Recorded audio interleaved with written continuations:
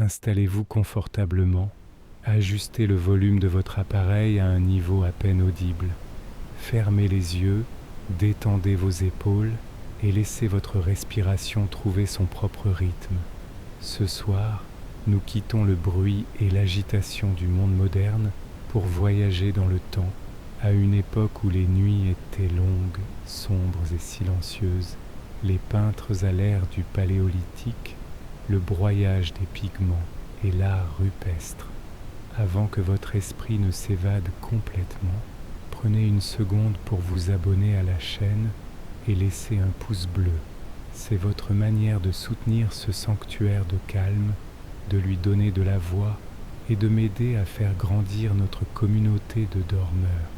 Si vous avez une époque spécifique ou un voyage historique qui vous tient à cœur pour apaiser vos prochaines nuits, écrivez-le en commentaire juste avant de poser votre écran. Je lis chacun de vos souhaits avec attention pour guider nos futurs récits. Mais pour l'instant, il n'y a plus rien à faire, plus rien à réussir. Laissez simplement vos pensées s'effacer et laissez-vous emporter par la monotonie de l'histoire. Il y a très longtemps, bien avant les villes, bien avant les champs cultivés, bien avant les routes et les murs de pierre taillés, un homme ou une femme, nous ne saurons jamais son nom, nous ne connaîtrons jamais son visage, se lève doucement à l'aube, dans le silence bleu et froid du matin, et prend la direction de la colline. La colline est là, toujours là, depuis des millénaires, couverte de mousses épaisses et de fougères qui ne bougent pas encore parce que le vent n'est pas levé. Les arbres autour sont grands et immobiles. Le sol est légèrement humide sous les pieds, d'une humidité propre, fraîche, qui vient de la nuit. La personne marche lentement, elle n'est pas pressée. La journée sera longue et le travail qui l'attend est un travail de patience, un travail qui ne peut pas être précipité, un travail dont le rythme est dicté non par la volonté, mais par la nature de la matière elle-même. Dans ses mains, ou sous son bras, ou suspendu à son épaule par une lanière de cuir souple, il y a une petite besace de peau. À l'intérieur de cette besace, quelques pierres lourdes et denses, de la taille du poing ou un peu plus petites, des pierres d'une couleur particulière. Certaines sont brun-rouge profond, comme de la terre séchée après la pluie. D'autres sont jaunâtres presque orangées, avec des veines plus pâles. D'autres encore, plus rares, sont presque noires, d'un noir mat et lourd qui n'absorbe pas la lumière mais la boit. L'entrée de la grotte est là, dans le flanc de la colline. Ce n'est pas une ouverture spectaculaire, c'est une bouche discrète, étroite, encadrée par deux saillies de roches calcaires blanchies par le temps et par les pluies. Des herbes folles poussent juste à l'entrée, là où il y a encore un peu de lumière.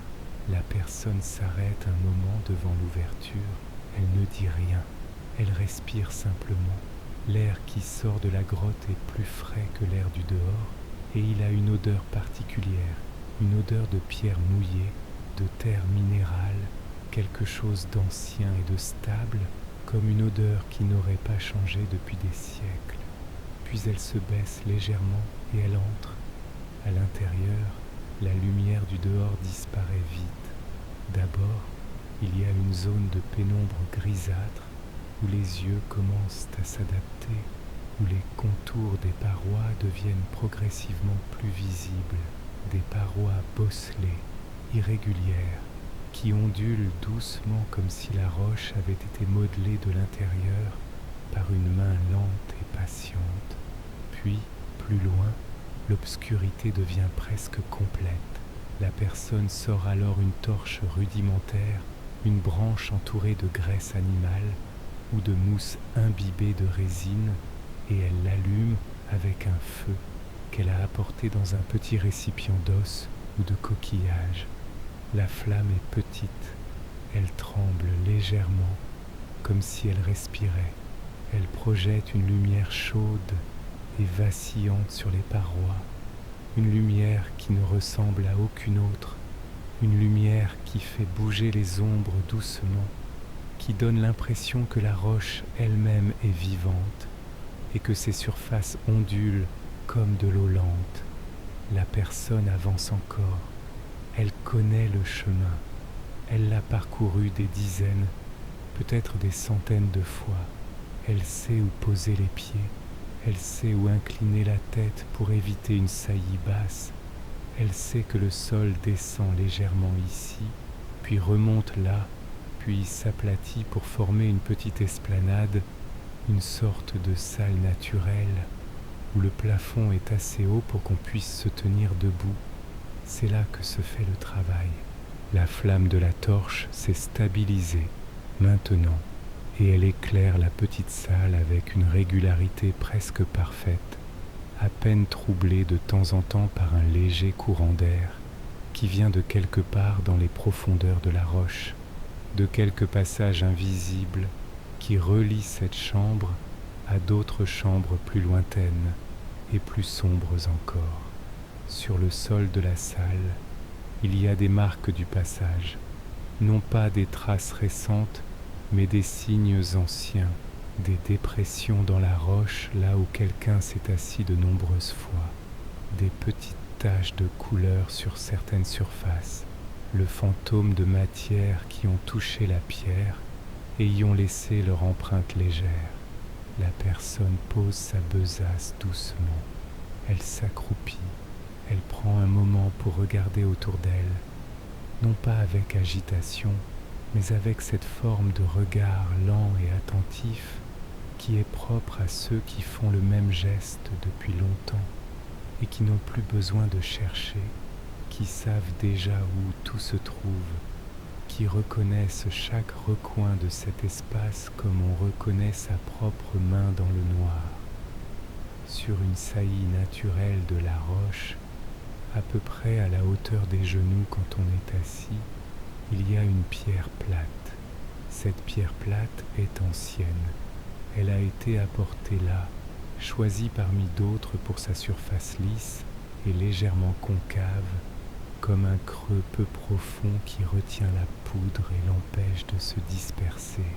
Sa couleur est grise, neutre, légèrement bleutée par endroits, et sa surface est douce sous les doigts, polie par l'usage répété, par des centaines et des centaines de séances de broyage qui ont laissé sur elle une sorte de lustre invisible, une trace imperceptible de toutes les mains qui l'ont touchée avant. La personne sort les pierres de sa besace, une par une, et les pose à côté de la pierre plate.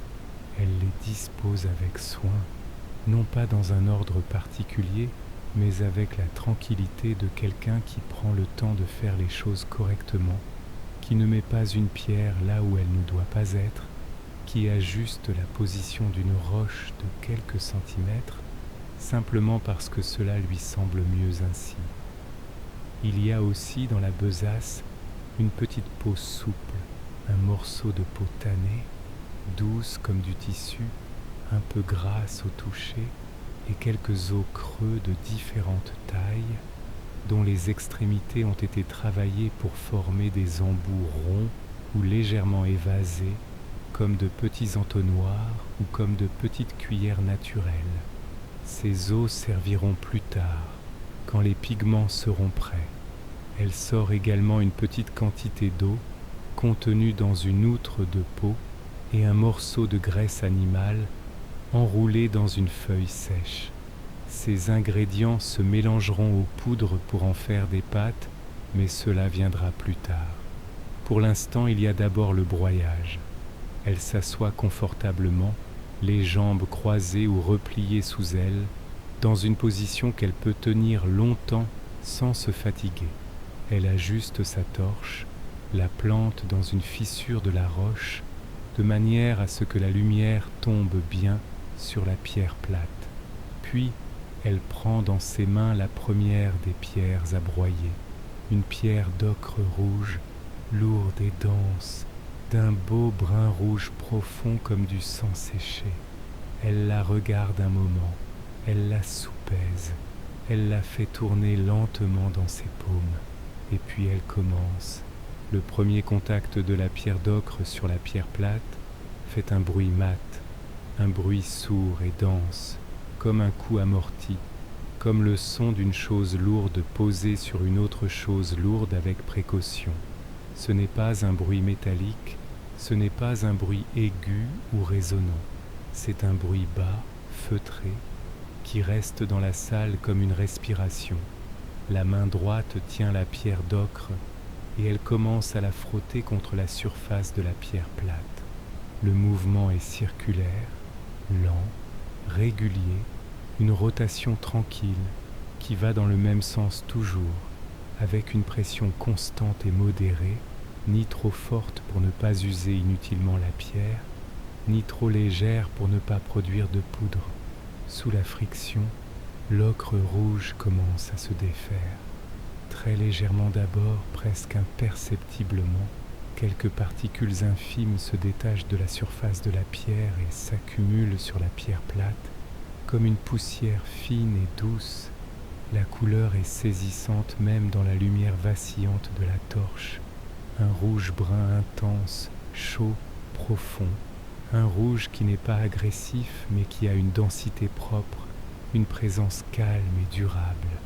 La personne frotte, son bras se déplace en cercle lent, son épaule est détendue, son dos est droit, légèrement incliné vers l'avant, dans cette posture naturelle et stable de quelqu'un qui fait un travail avec les mains et qui a trouvé la position juste depuis longtemps.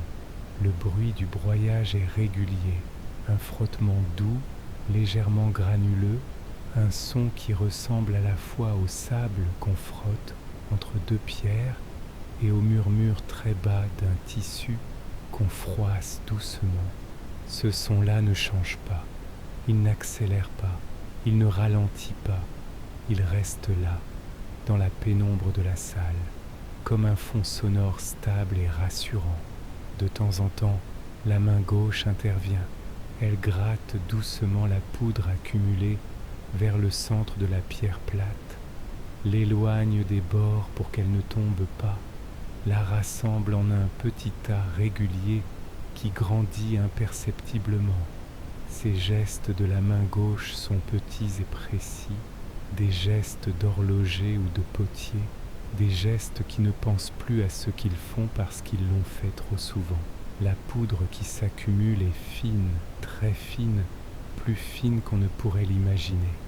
Elle est légère comme du talc, et quand on la touche avec le bout des doigts, elle s'imprime sur la peau en laissant une trace rouge-brun qui reste, qui ne part pas facilement, qui teint le bout des doigts et les lignes de la paume d'une couleur qui dure des jours.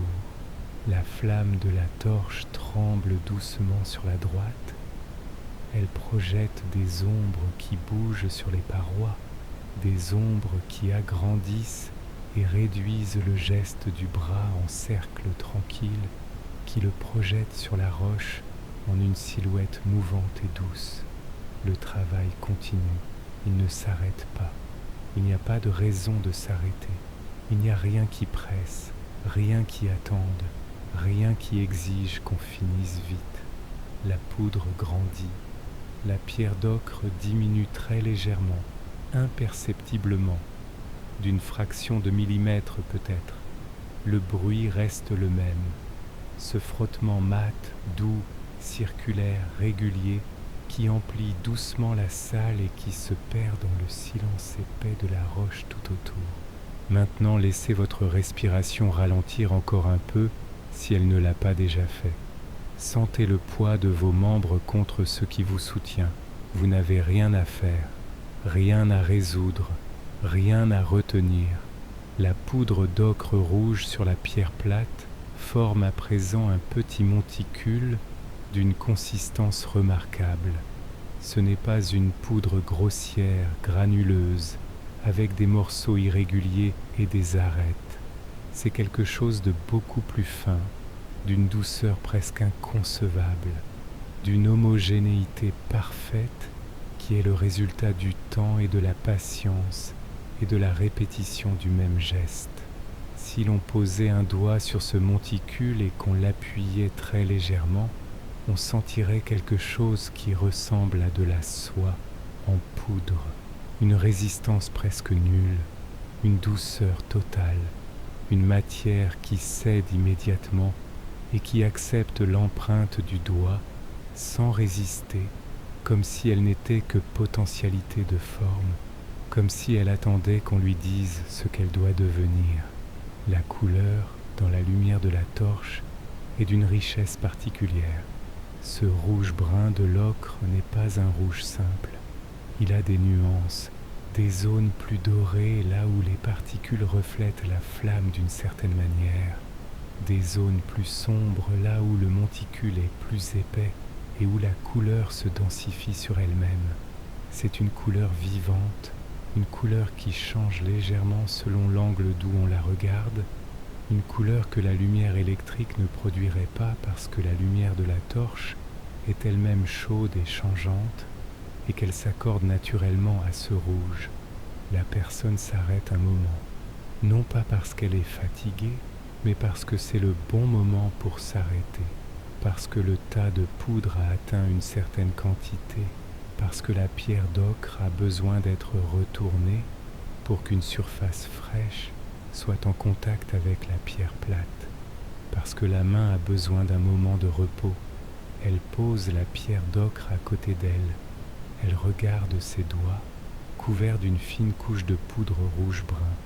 Elle les examine un moment comme si c'était la première fois, comme si cette teinte sur sa peau était quelque chose d'intéressant et de nouveau, même si elle l'a vu des centaines de fois.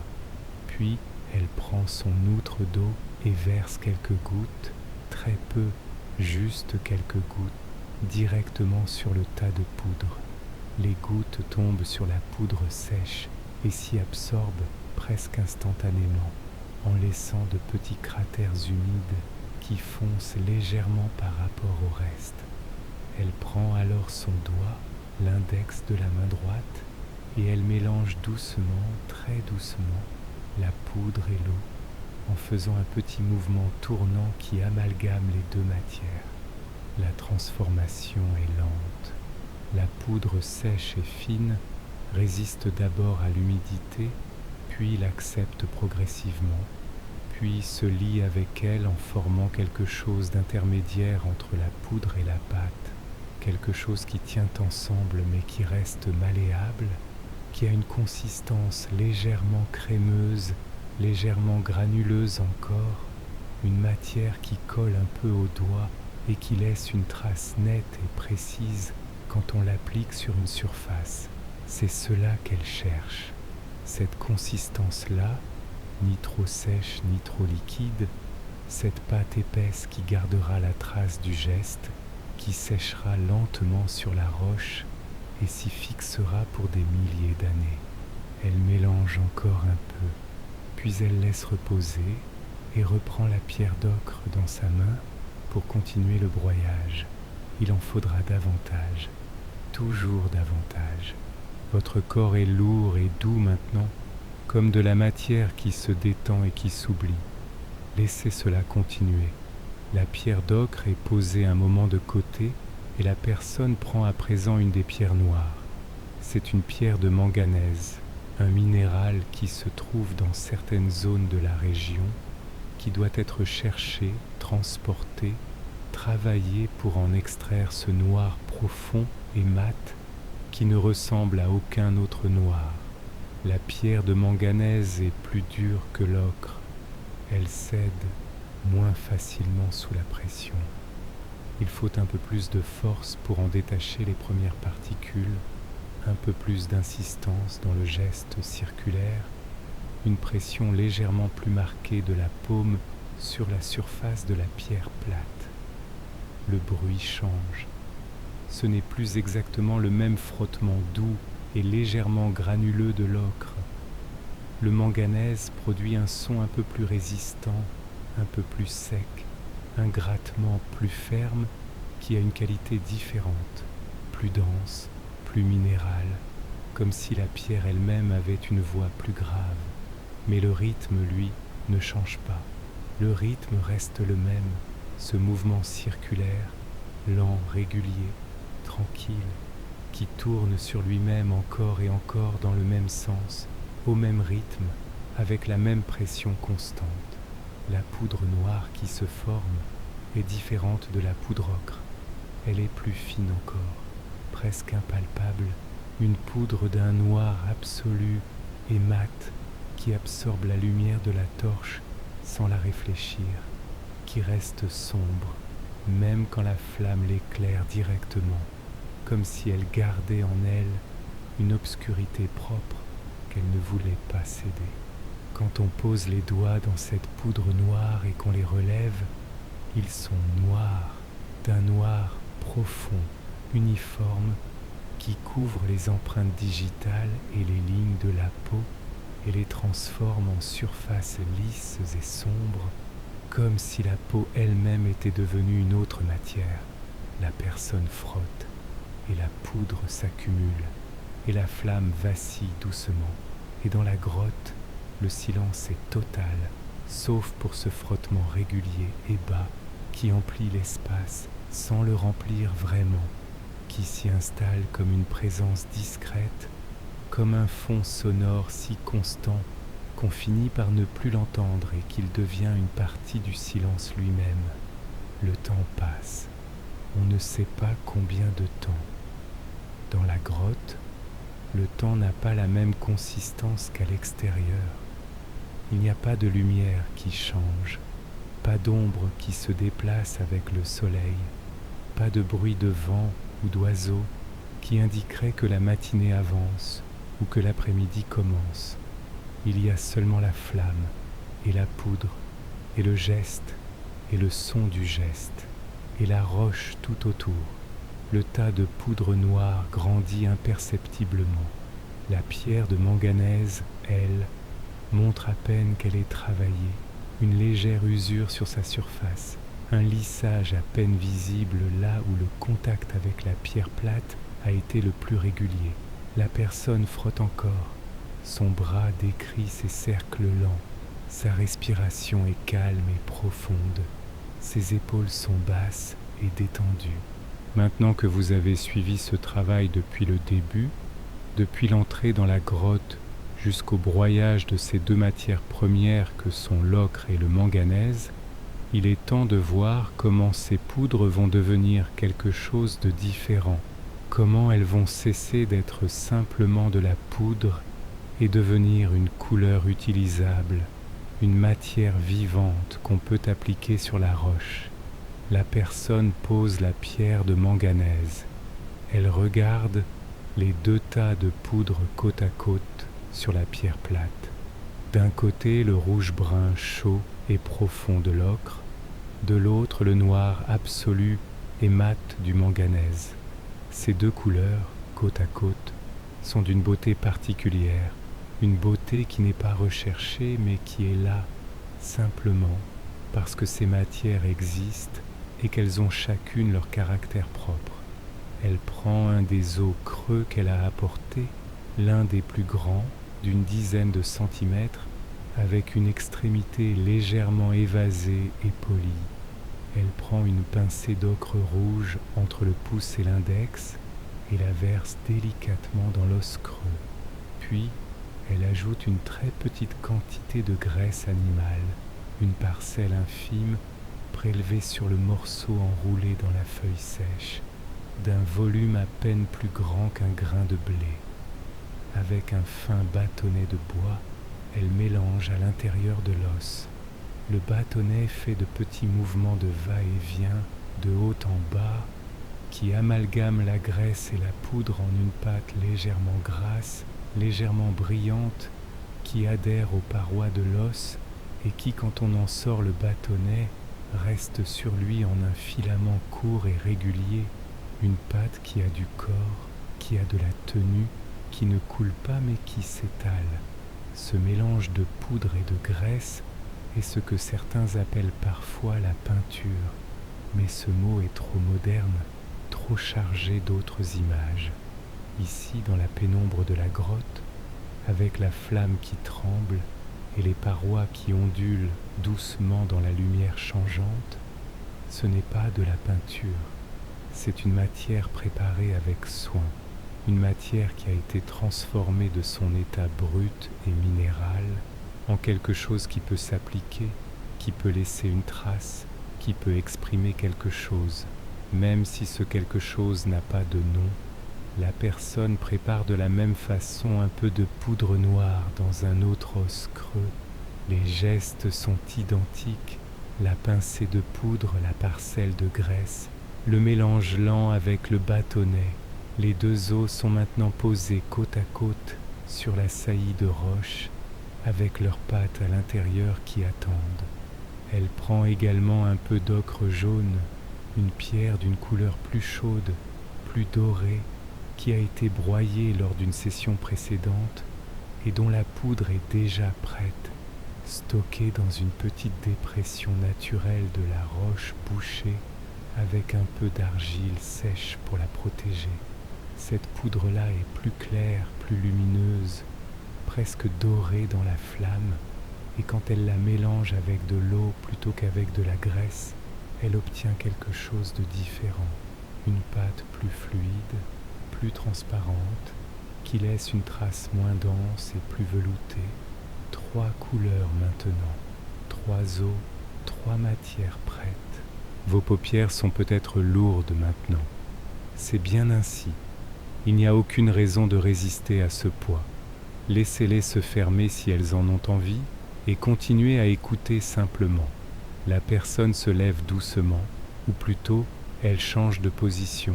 Elle passe de la position assise à la position agenouillée, puis à une position debout légèrement penchée, parce que la paroi qu'elle va travailler est à mi-hauteur, ni trop haute ni trop basse, une zone de roche qui a une forme intéressante, une surface qui bombe légèrement vers l'extérieur en formant une convexité douce, comme une épaule, comme un flanc d'animal. Elle prend la torche et la lève pour examiner cette paroi.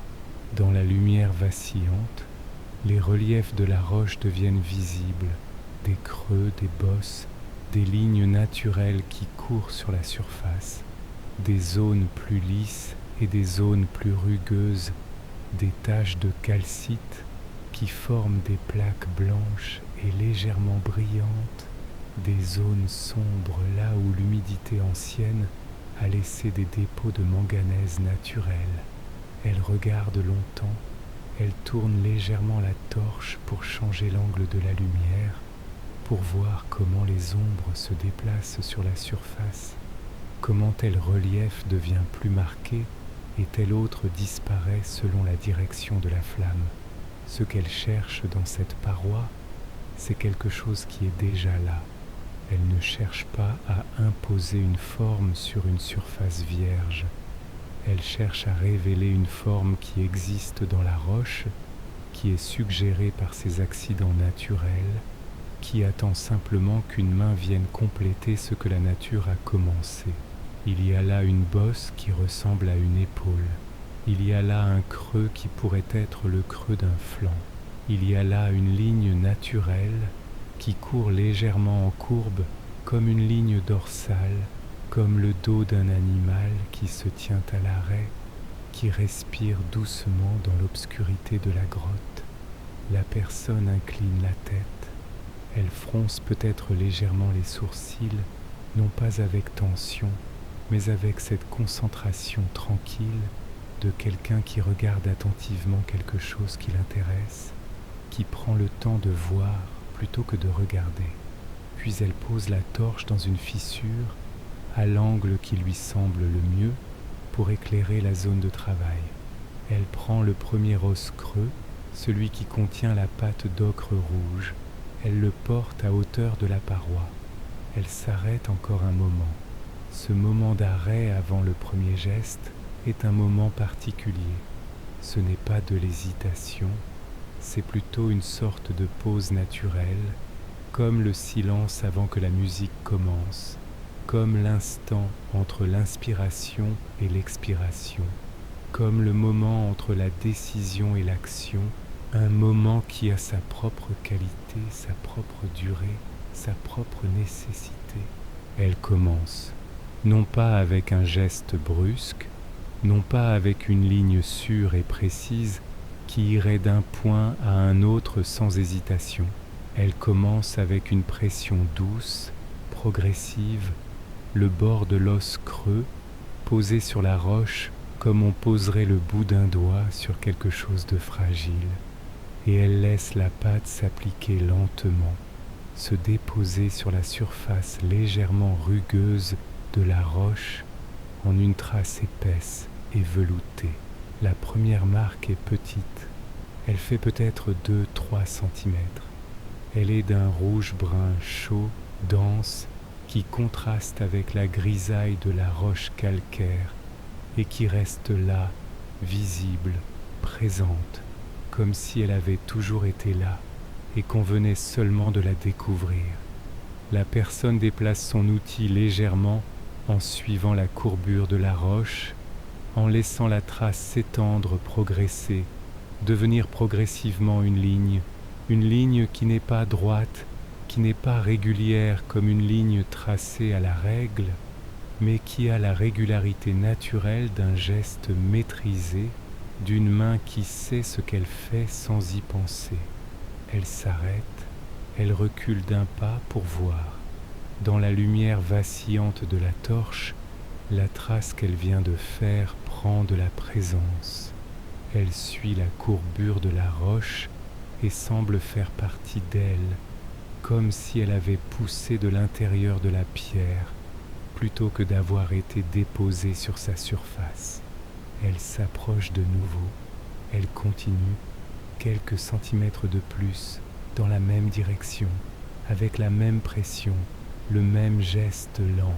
Puis, elle pivote légèrement le poignet et la ligne change de direction, d'une manière presque imperceptible, en suivant quelque chose qu'elle voit dans la roche et que nous ne voyons pas, quelque chose que son œil a identifié comme une direction juste, comme une courbe qui va là plutôt qu'ailleurs. Le travail est lent, très lent. Pour 10 centimètres de tracé, peut-être plusieurs minutes passent. Ce n'est pas un travail qu'on peut accélérer. La pâte a une consistance, la roche a une surface, le geste a un rythme naturel, et vouloir aller plus vite serait perdre quelque chose d'essentiel dans la qualité de la trace. La flamme de la torche tremble, les ombres dansent doucement sur la paroi, et parfois il est difficile de distinguer ce qui est ombre et ce qui est trace, ce que la lumière crée et ce que la main a créé. Ces deux choses se mêlent, s'influencent l'une l'autre, se complètent. La grotte est silencieuse, sauf pour le très léger crépitement de la torche et parfois le son presque inaudible de la pâte qui s'applique sur la roche, un son si discret qu'on ne l'entend que si on écoute vraiment, si on fait le silence en soi pour recevoir ce son minuscule. Laissez-vous aller encore un peu plus. La voix que vous entendez est lente, le récit que vous suivez est régulier. Il n'y a rien qui va changer brusquement, rien qui va vous surprendre.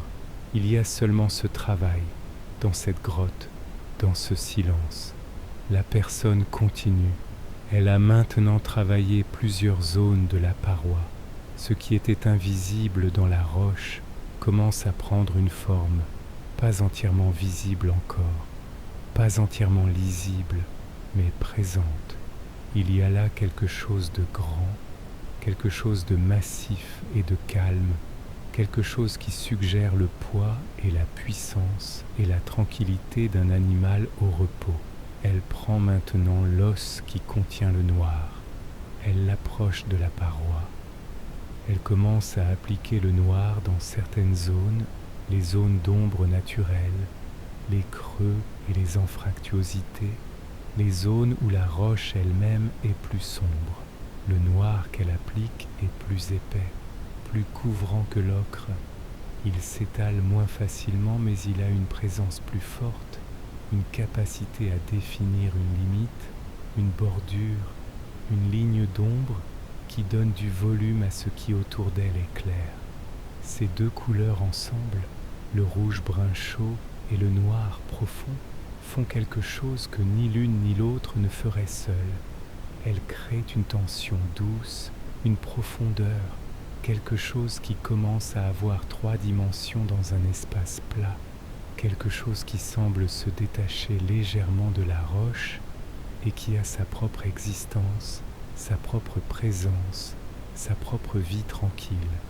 La flamme de la torche a légèrement diminué. Elle a besoin d'être alimentée, la personne l'ajuste, elle ajoute un peu de matière grasse sur la mèche et la flamme reprend un peu de vigueur, projette à nouveau sa lumière chaude et mobile sur la paroi et sur ce qui s'y dessine progressivement. La grotte autour est silencieuse d'un silence particulier, le silence minéral de la roche, qui est différent du silence d'une forêt ou du silence d'une plaine, qui est plus dense, plus stable, plus ancien. Ce silence-là absorbe les sons plutôt qu'il les laisse résonner. Il prend le crépitement de la torche et le dissout dans la profondeur de la pierre. Il prend le léger bruit de l'os sur la roche et l'efface presque immédiatement. Il ne reste que le présent, ce moment, ce geste, cette lumière, du fond de la grotte, de quelque part dans les parties les plus profondes et les plus obscures, vient parfois un léger son, une goutte d'eau qui tombe dans une flaque, quelque part loin, très loin, un son presque musical dans sa régularité, un son si discret qu'il pourrait être imaginé plutôt que entendu. Cette goutte tombe à un rythme régulier, toutes les quelques secondes environ, un rythme lent et immuable, qui n'a rien à voir avec le rythme de la main sur la paroi, mais qui l'accompagne néanmoins, comme un fond sonore naturel, comme la respiration de la grotte elle-même. Vous êtes peut-être à la limite du sommeil maintenant, à cette frontière douce et imprécise, où les pensées deviennent moins nettes, où les images intérieures se brouillent légèrement, où la différence entre écouter et rêver commence à s'effacer. C'est bien.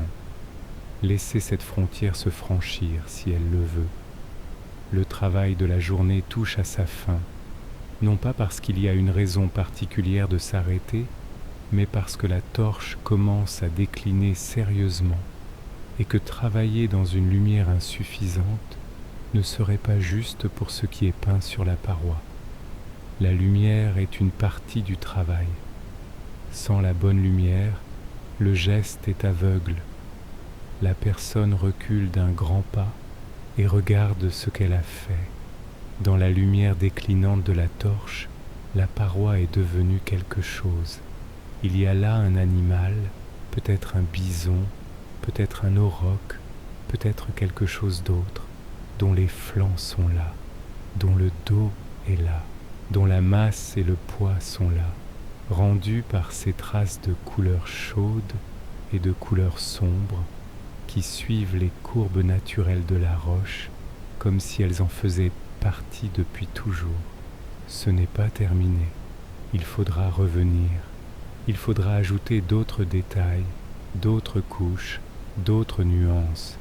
Mais pour aujourd'hui, pour cette session-ci, c'est assez. Il y a quelque chose qui est là, qui n'était pas là ce matin, et cela suffit. La personne rassemble ses affaires avec les mêmes gestes lents et précis qu'elle a eus depuis le début. Elle reprend les os creux un par un, les bouche avec de petits morceaux d'argile pour protéger la pâte qui reste à l'intérieur. Elle rassemble les pierres à broyer et les repose dans la besace de peau. Elle remet à sa place la petite peau souple, l'outre d'eau, le morceau de graisse. Chaque geste est complet en lui-même, précis, tranquille. Puis elle ramasse la torche, qui n'est plus qu'une flamme très petite maintenant, presque mourante, qui tremble doucement à l'extrémité de sa branche. Elle la tient en marchant vers la sortie, en suivant le même chemin qu'elle a suivi ce matin à l'entrée. les mêmes endroits où incliner la tête, le même endroit où le sol descend et remonte, la même progression de l'obscurité profonde vers la pénombre grise, puis vers la lumière douce et voilée de l'extérieur. Dehors, la journée est avancée. Le soleil est bas, derrière les arbres. L'air est plus frais qu'au matin. Les oiseaux ont changé leur chant. Ce ne sont plus les chants du matin, vifs et variés, mais quelque chose de plus calme, de plus long, de plus espacé. Les chants de fin d'après-midi qui accompagnent le passage vers le soir. La personne s'arrête devant l'entrée de la grotte. Elle se retourne et regarde l'obscurité à l'intérieur. Ce noir profond qui commence quelques mètres après l'entrée et qui garde en son cœur, invisible maintenant, invisible dans le noir, ce qui a été fait aujourd'hui. Et c'est ainsi que la nuit enveloppe l'histoire des peintres à l'ère du Paléolithique, le broyage des pigments et l'art rupestre, ramenant le calme sur la terre oubliée. Votre voyage conscient s'arrête ici, mais le son protecteur du feu de camp va continuer de crépiter pour veiller sur votre sommeil tout au long de la nuit. Si ma voix a réussi à apaiser votre esprit ce soir, permettez à d'autres de trouver ce refuge en partageant cette vidéo ou en y laissant un j'aime à votre réveil. Votre abonnement est le plus beau témoignage pour ce travail de l'ombre. Demain, lorsque vous ouvrirez les yeux, n'hésitez pas à revenir ici pour me raconter en commentaire où votre esprit a voyagé et à me suggérer la prochaine destination historique que vous aimeriez explorer. Pour l'instant, reposez-vous. Laissez les heures s'écouler doucement. Passez une nuit paisible et doux rêve.